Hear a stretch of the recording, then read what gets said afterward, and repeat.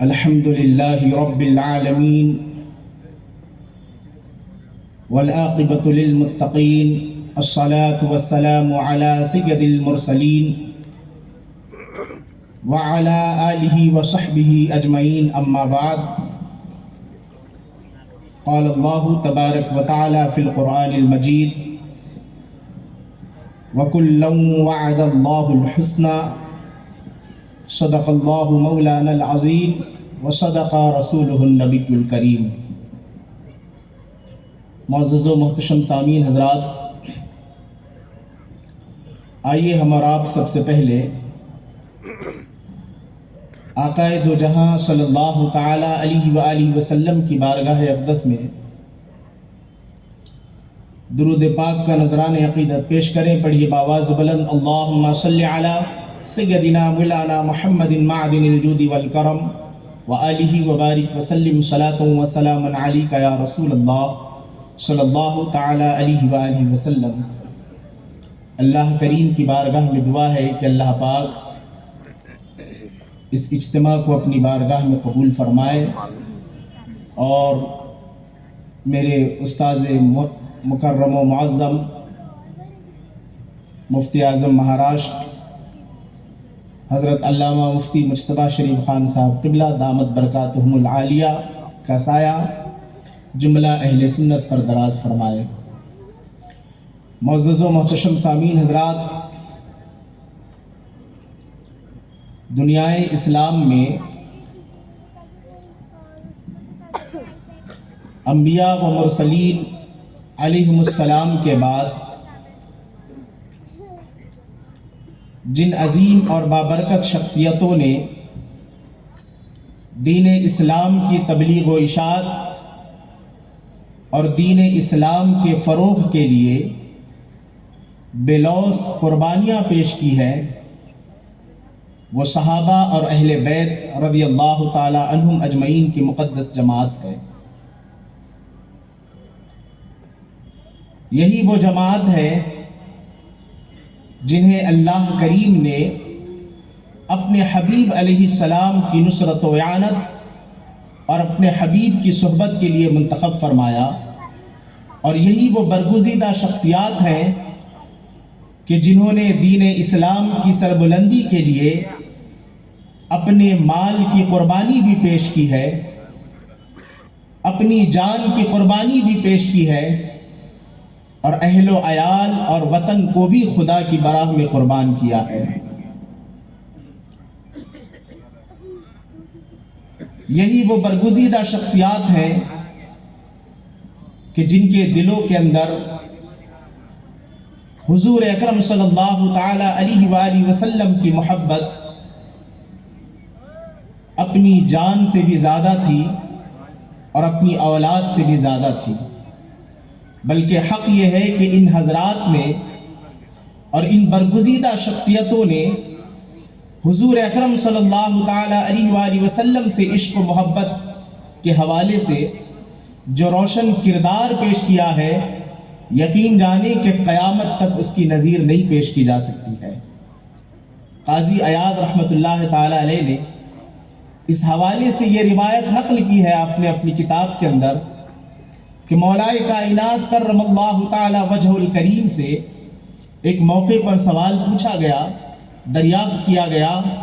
کہ کیف کان حبکم لرسول اللہ صلی اللہ تعالی علیہ وآلہ وسلم، کہ آپ حضرات صحابہ کو حضور سے کس قدر محبت تھی۔ تو اس سوال کے جواب میں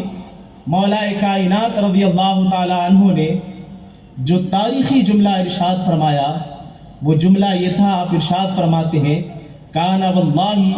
احب الینا من اموالنا و اولادنا و آبائنا و امہاتنا و من الماء البارد علی الظمئ۔ آپ ارشاد فرماتے ہیں کہ اللہ کی قسم ہم حضور سے اپنے مال سے زیادہ محبت کرتے ہیں، ہم حضور سے اپنی اولاد سے زیادہ محبت کرتے ہیں، ہم حضور سے اپنے باپوں سے زیادہ محبت کرتے ہیں، ہم حضور سے اپنی ماؤں سے زیادہ محبت کرتے ہیں، بلکہ سخت پیاسے کو سخت دھوپ کے موقع پر جس طرح ٹھنڈے پانی سے محبت ہوتی ہے، اللہ کی قسم ہم اس سے کہیں بڑھ کر اپنے نبی سے محبت کیا کرتے تھے۔ اسی محبت و عقیدت نے، اسی شرف صحبت نے اور اسی جذبہ اطاعت و اتباع نے صحابہ کی جماعت کو وہ مقام و مرتبہ عطا فرمایا اور یہ اعزاز عطا فرمایا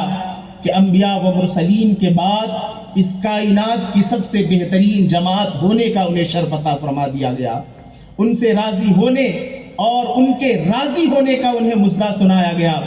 اور انہیں جنت ہی، دنیا ہی میں جنت کی خوشخبری سنا دی گئی۔ اللہ کے رسول صلی اللہ علیہ وسلم اپنے صحابہ کے مقام و مرتبے کو اپنی امت کے سامنے واضح فرماتے ہوئے ایک موقع پر آپ نے ارشاد فرمایا، اصحابی کالنجوم فبأیہم اقتدیتم اہتدیتم، میرے صحابہ ستاروں کی مانند ہے، تم جس کی اتباع کرو گے ہدایت پا جاؤ گے۔ حضرت عبداللہ بن عمر رضی اللہ تعالیٰ عنہ جلیل القدر صحابی رسول ہے، یہ حضور کے صحابہ کی عظمت کو امت کے سامنے بیان کرتے ہوئے ارشاد فرماتے ہیں، لا تسبوا اصحاب محمد صلی اللہ علیہ وسلم فلا مقام احدهم ساعة خیر من احد خیر من عمل احدکم عمرہ۔ آپ ارشاد فرماتے ہیں، لوگوں حضور کے صحابہ کو برا مت کہو، اس لیے کہ ان کی زندگی، ان کے عمل کا ایک لمحہ تمہاری پوری زندگی کے اعمال سے بہتر ہے۔ یہ عظمت والے صحابہ ہیں، یہ وہ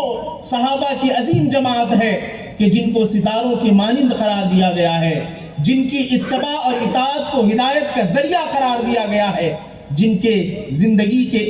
ایک لمحے کے عمل کو ہماری زندگی بھر کے اعمال سے بہتر بتایا گیا ہے، اور جن کی عظمت و فضیلت سے ایک جہان روشن ہے۔ لیکن کتنی تکلیف دہ بات ہے کہ آج انہی عظمت والے صحابہ کی ذات پر تنقید کی جاتی ہے، ان کی ذات پر طعن کیا جاتا ہے، معاذ اللہ کبھی ظالم جیسے لفظ اور جملوں کا انتساب کیا جاتا ہے، کبھی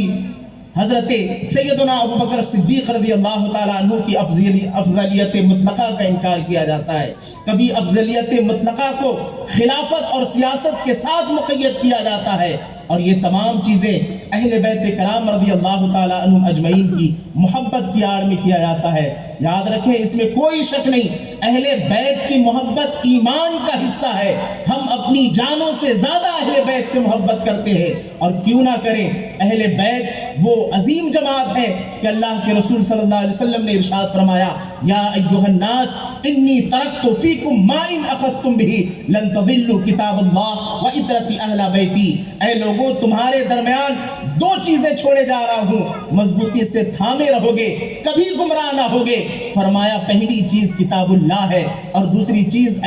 میرے اہل بیت کی محبت و عقیدت ہے۔ ایک مقام پر اللہ کے رسول نے اہل بیت کی محبت کی امت کو ترغیب دلاتے ہوئے ارشاد فرمایا، احب اللہ لما یبذوکم من نعمہ، اے لوگوں اللہ سے محبت کرو ان نعمتوں کے سبب جو وہ تمہیں دے رہا ہے، وَأَحِبُّونِي بِحُبِّ اللَّهِ، اور مجھ سے محبت کرو اللہ کی محبت کے سبب، وَأَحِبُّ أَهْلَ بَيْتِي لِحُبِّي، اور میری محبت کے سبب میرے اہل بیت سے محبت و عقیدت کیا کرو۔ تو اہل بیت کی محبت یہ ایمان کا حصہ ہے، لیکن اللہ کے ان محبوب و مقبول بندوں کی محبت کی آڑ میں حضرت ابوبکر صدیق رضی اللہ تعالیٰ عنہ کی افضلیت مطلقہ کا انکار، یہ اہل سنت و جماعت کے عقیدے اور نظریے پر ضرب لگانا ہے، اس لیے کہ حضرت ابوبکر صدیق رضی اللہ تعالیٰ عنہ کی افضلیت کا مسئلہ یہ کوئی فرعی مسئلہ نہیں بلکہ قطعی اجماعی مسئلہ ہے۔ قرآن عظیم کی آیات ہوں، احادیث مبارکہ ہوں، اقوال صحابہ ہوں، اقوال تابعین ہوں، بلکہ خود اہل بیت کی تعلیمات اور مولائے کائنات رضی اللہ تعالیٰ عنہ کے ارشادات سے حضرت ابوبکر صدیق رضی اللہ تعالیٰ عنہ کی افضلیت مطلقہ کا اس بات ہوتا ہے۔ آپ دیکھیں صحیح بخاری کے اندر امام بخاری رحمت اللہ تعالیٰ علیہ نے مولائے کائنات حضرت امام محمد بن حنفیہ رضی اللہ تعالیٰ عنہ سے یہ روایت نقل کی ہے۔ آپ فرماتے ہیں قلت لأبی ای الناس خیر بعد النبی صلی اللہ علیہ وسلم، امیر المؤمنین کے صاحبزادے محمد بن حنفیہ یہ کہتے ہیں کہ میں نے اپنے والد محترم مولائے کائنات سے پوچھا کہ لوگوں میں حضور کے بعد سب سے بہترین آدمی کون ہے؟ مولائے کائنات رضی اللہ تعالیٰ عنہ نے ارشاد فرمایا ابو بکر ہے۔ آپ فرماتے میں نے پھر پوچھا کہ پھر اس کے بعد کون ہے؟ مولائے کائنات ارشاد فرماتے ہیں حضرت عمر رضی اللہ تعالیٰ عنہ ہے۔ اسی طرح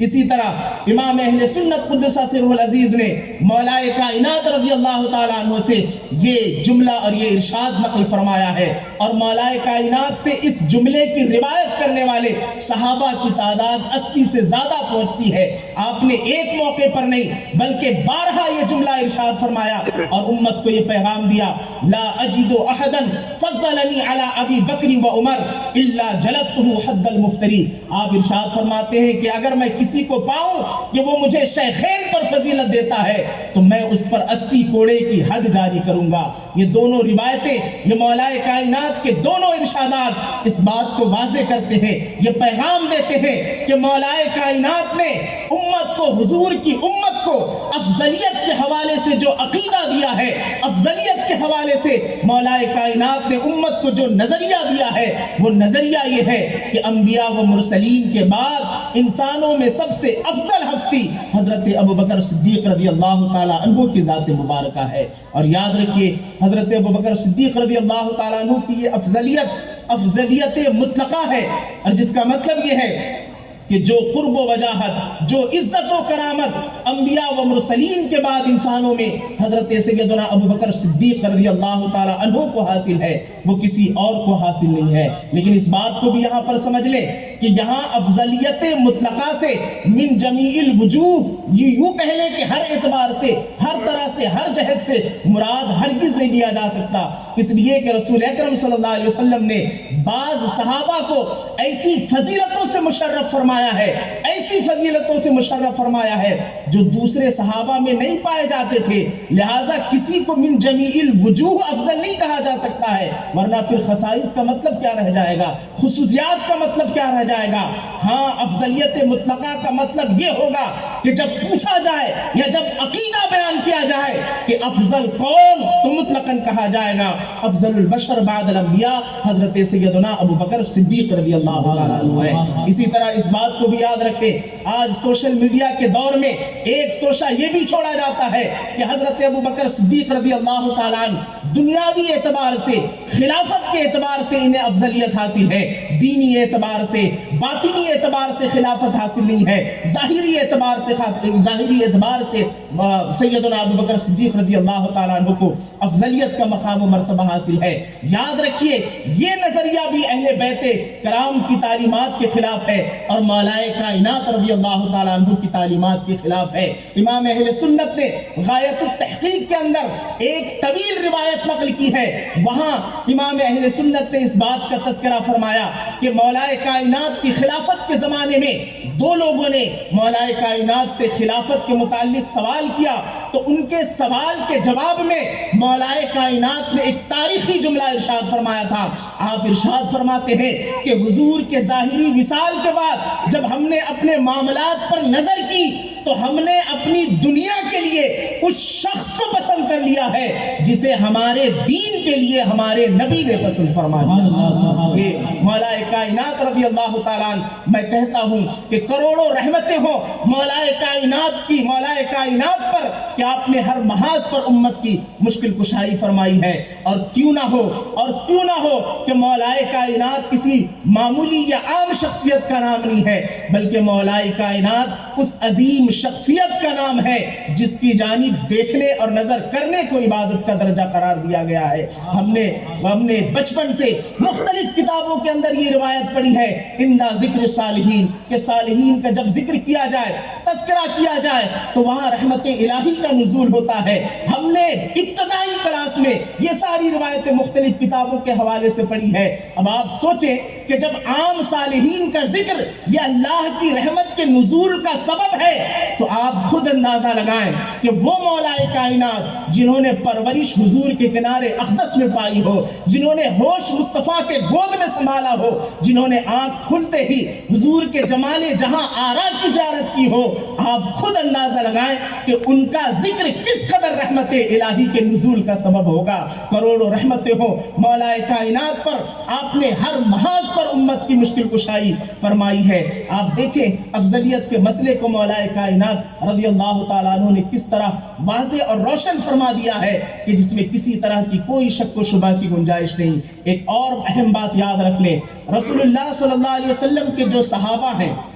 یہ سب کے سب اصحاب فضیلت ہیں، فضیلت والے ہیں۔ صحابہ کے تعلق سے اہل سنت و جماعت کا متفقہ نظریہ اور متفقہ عقیدہ یہ ہے، الصحابۃ کلہم عدول لا نتکلم فیہم الا بخیر، کہ صحابہ سب کے سب عادل ہیں، ہم ان کے بارے میں سوائے بھلائی اور خیر کے کچھ نہیں کہہ سکتے ہیں۔ اس لیے یاد رکھیں، صحابہ سب اصحاب فضیلت ہیں۔ حضور کے صحابہ میں سے کسی بھی صحابی پر طعن کرنا، تنقید کرنا یا معاذ اللہ ظالم وغیرہ ہونے کا انتساب کرنا، یاد رکھیے یہ ہلاکت اور بربادی کا سبب ہے، یہ ہلاکت اور بربادی کا سبب ہے۔ عام طور پر کیا ہو رہا ہے آج کل کہ سوشل میڈیا کا دور ہے، عموماً افضلیت کا مسئلہ ہو یا حضرت امیر معاویہ رضی اللہ تعالیٰ عنہ کا مسئلہ ہو، عموماً مخالفین کی جانب سے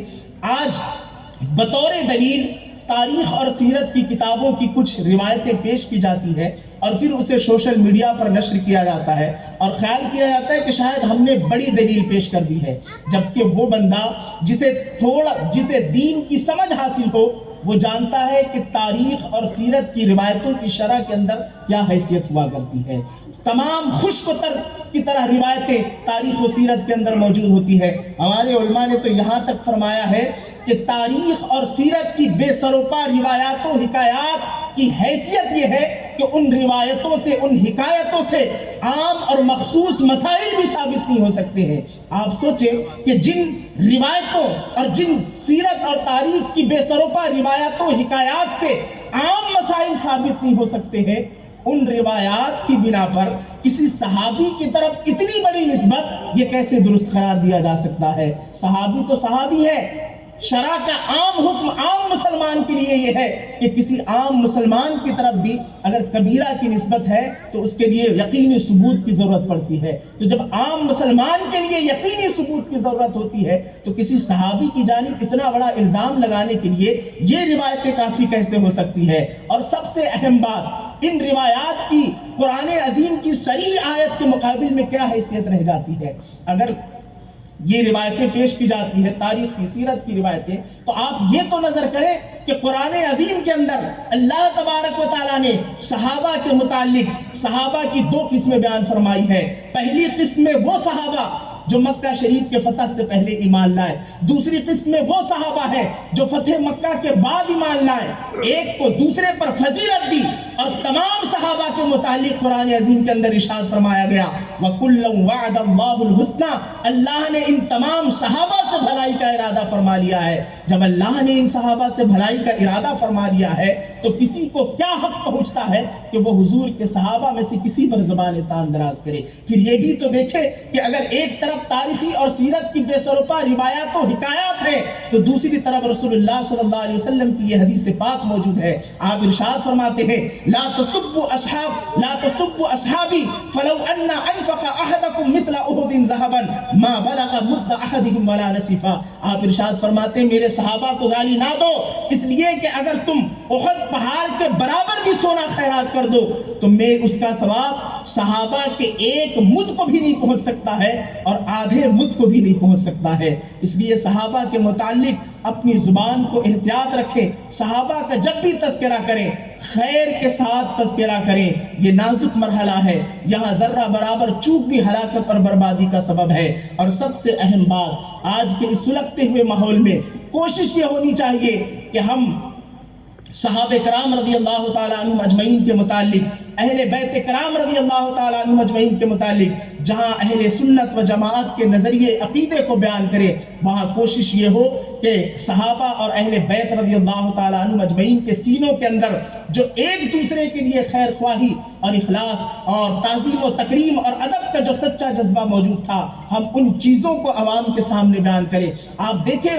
صحابہ کرام کے دل کس قدر بغض و کینے سے پاک و صاف تھے، ان کے دل کس طرح ہم نے آج اپنے ذاتی مفاد کے لیے انہیں ایک دوسرے کے مقابل لا کر کھڑا کر دیا ہے۔ آپ روایتیں پڑھیں تو معلوم ہوگا کہ ان کے دل ایک دوسرے سے جڑے ہوئے نظر آتے ہیں۔ ہر ایک کے سینے کے اندر صحابہ کے دلوں میں اہل بیت کے لیے، اہل بیت کے سینوں میں صحابہ کے لیے تعظیم و تکریم کا سچا جذبہ موجود نظر آتا ہے۔ علامہ محمد جریر بن